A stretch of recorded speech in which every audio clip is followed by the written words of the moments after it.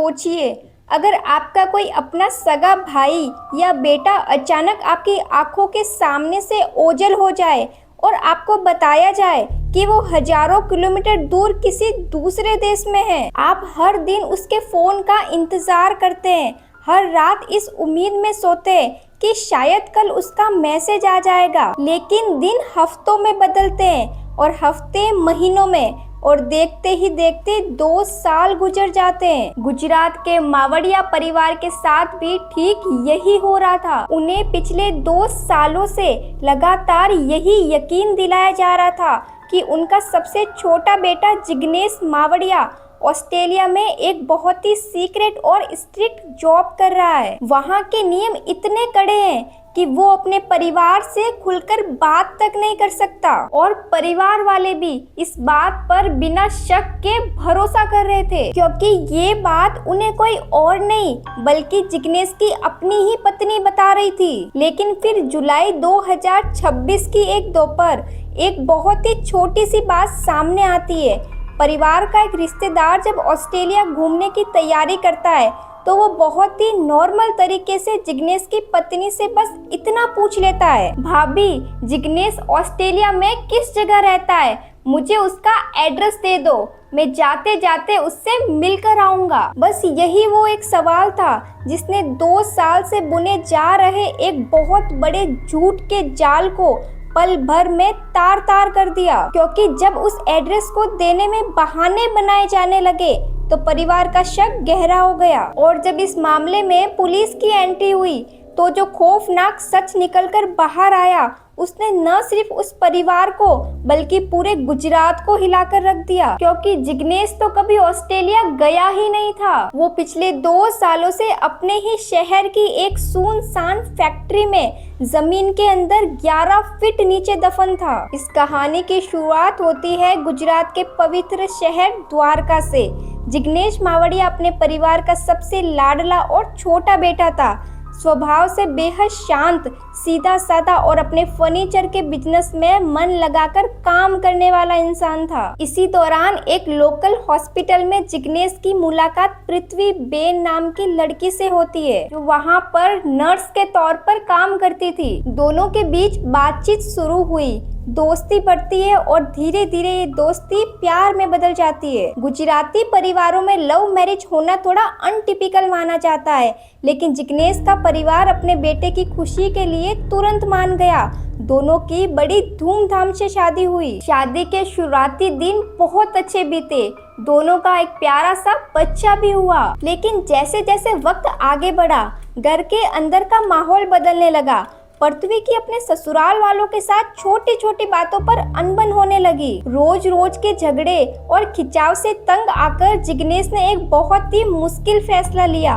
उसने सोचा कि अगर वो अपने परिवार से थोड़ा अलग रहेगा तो शायद घर में शांति बनी रहेगी और सब खुश रहेंगे। इसी सोच के साथ जिग्नेश अपनी पत्नी और बच्चे को लेकर पोरबंदर शिफ्ट हो गया। लेकिन जिग्नेश को इस बात का जरा भी अंदाजा नहीं था कि घर बदलने से परेशानियां खत्म नहीं होने वाली थी, क्योंकि असली परेशानियां तो उन दोनों के रिश्तों में पनप रही थी। पोरबंदर आने के बाद भी पृथ्वी का रवैया नहीं बदला। उसका ध्यान धीरे धीरे अपनी शादीशुदा जिंदगी से हटने लगा था, और इसी इमोशनल डिस्टेंस के बीच उसके जीवन में एंट्री होती है उसके एक्स बॉयफ्रेंड नीलेश कचारिया की। नीलेश, जो कि जामनगर का रहने वाला था, शादी से पहले पृथ्वी का बॉयफ्रेंड भी रह चुका था। अब जब पृथ्वी अपनी शादी से पूरी तरह बोर हो चुकी थी तो वो नीलेश के कांटेक्ट में दोबारा आ जाती है। दोनों के बीच बातचीत बढ़ने लगती है और जल्द ही ये रिश्ता एक खतरनाक मोड़ ले लेता है। अब पृथ्वी शादी से हमेशा हमेशा के लिए बाहर निकलना चाहती थी, लेकिन बिना किसी झंझट के। इसके लिए उसने नीलेश के साथ मिलकर एक मास्टर प्लान तैयार किया। उसने बड़ी ही चालाकी से अपने पति जिग्नेश को मैनिपुलेट करना शुरू किया। उसने जिग्नेश से कहा, पोरबंदर में हमारा फर्नीचर बिजनेस ज्यादा ग्रो नहीं कर पा रहा है, हमें जामनगर शिफ्ट हो जाना चाहिए। वहाँ मेरा एक बहुत पुराना और भरोसेमंद दोस्त रहता है जो हमारे बिजनेस को सेट करने में पूरी मदद करेगा। जिग्नेश अपनी पत्नी पर आंख बंद करके भरोसा करता था। उसने बिना कोई दूसरा सवाल किए जामनगर जाने का फैसला कर लिया। जामनगर पहुंचकर पृथ्वी ने नीलेश को एक मामूली पुराने दोस्त के तौर पर इंट्रोडक्शन करवाया। जिग्नेश इतना सीधा था कि उसने नीलेश पर उतना ही भरोसा किया और कुछ ही समय में उसे अपने फर्नीचर के बिजनेस में पार्टनर भी बना लिया। लेकिन जिग्नेश को ये नहीं पता था कि जिस इंसान को वो पार्टनर समझ रहा है वो असल में उसकी जिंदगी खत्म करने की साजिश कर रहा था। मई 2024 तक आते आते नीलेश, पृथ्वी और नीलेश के एक पुराने दोस्त बलबीर ने मिलकर इस पूरे प्लान को एग्जीक्यूट करने की पूरी तैयारी कर ली थी। बिजनेस एक्सपेंशन के नाम पर उन्होंने जामनगर के द रेड GIDC एरिया में एक फैक्ट्री 1 महीने के लिए रेंट पर ली। ये कोई नॉर्मल डील नहीं थी बल्कि इस क्राइम का बैकग्राउंड सेट करने की जगह थी। फैक्ट्री रेंट पर लेते ही वहां गुपचुप तरीके से एक गहरा खड्डा खोदने का काम शुरू कर दिया गया। और फिर आती है वो तारीख 31 मई 2024। उस रात नीलेश और पृथ्वी ने एक नए बिजनेस स्टेप को सेलिब्रेट करने के बहाने जिग्नेश को उसी रेंटेड फैक्ट्री में बुलाया। जिग्नेश अपने दोस्तों और अपनी पत्नी के साथ खुशी खुशी उस जगह पहुंचा।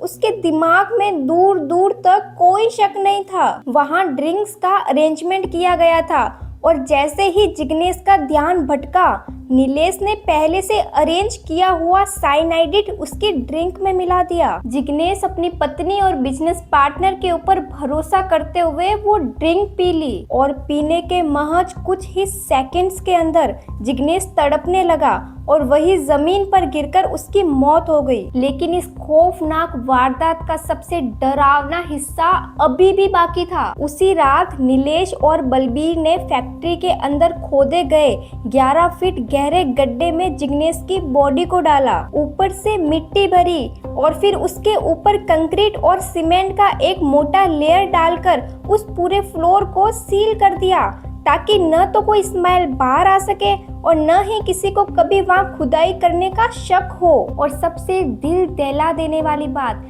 जब पृथ्वी इस मर्डर की साजिश में शामिल थी तब वो खुद जिग्नेश के दूसरे बच्चे की मां बनने वाली थी। मर्डर के ठीक अगले ही दिन से पृथ्वी ने अपनी उस झूठी कहानी को लोगों को बताना शुरू किया जिसे उसने महीनों पहले प्लान किया था। जब जिग्नेश के माता पिता और भाइयों ने उससे संपर्क करने की कोशिश की तो पृथ्वी ने बड़े ही नॉर्मल टोन में कहा, जिग्नेश को काम के सिलसिले में अचानक ऑस्ट्रेलिया जाना पड़ा और जिस कंपनी में उसकी जॉब लगी है वहाँ के रूल्स बहुत स्ट्रिक्ट है। जब तक उसकी जॉब परमानेंट नहीं होती और उसे वहाँ की सिटीजनशिप नहीं मिलती तब तक वो ज्यादा बात नहीं कर सकता। परिवार वालों ने जब पूछा कि वो फोन क्यों नहीं करता तो पृथ्वी ने टाइम जोन का बहाना बना दिया कि ऑस्ट्रेलिया और इंडिया के टाइम में बहुत फर्क है। जब वहाँ काम खत्म होता है तब इंडिया में आधी रात हो रही होती है, इसलिए बात होना बहुत मुश्किल है। शुरुआत में परिवार ने इस बात को मान लिया।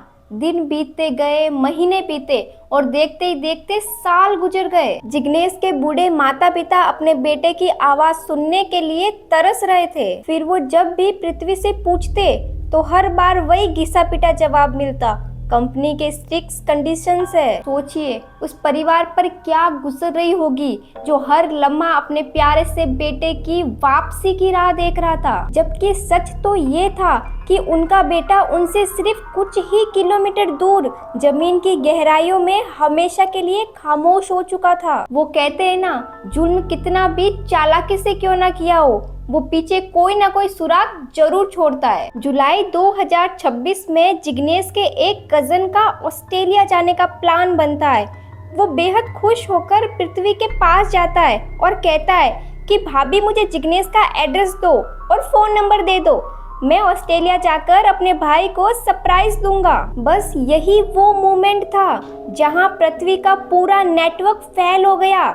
उसने टेढ़े मेढ़े जवाब दिए, एड्रेस देने से साफ मना कर दिया और बहाने बनाने लगी। इस बात ने मावड़िया परिवार के मन में सोए हुए सारे शकों को जगा दिया।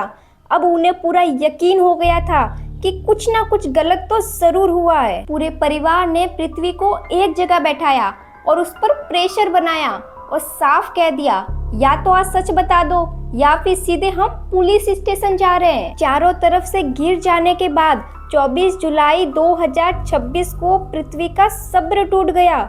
उसने रोते हुए परिवार के सामने सच कबूला।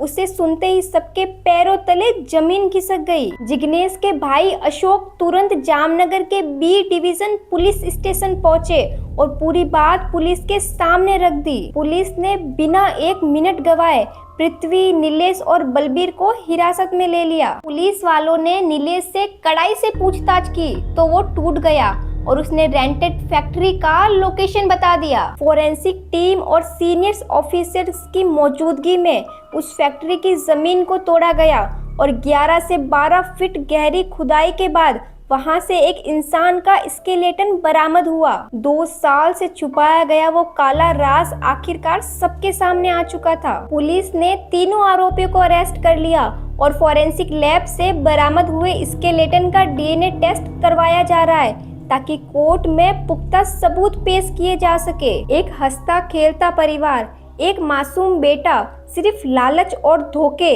एक नाजायज रिश्ते की वजह से हमेशा के लिए खत्म हो गया। लेकिन इस केस की सबसे हैरान कर देने वाली बात ये है कि सिर्फ एक छोटा सा सवाल कि उसका एड्रेस क्या है, 2 साल से दबे इस खौफनाक मर्डर से पर्दा उठा दिया। इस पूरे मामले पर आपकी क्या राय है, कमेंट सेक्शन में जरूर बताना और वीडियो को लाइक एंड चैनल को सब्सक्राइब जरूर कर देना। मिलते हैं नेक्स्ट वीडियो में।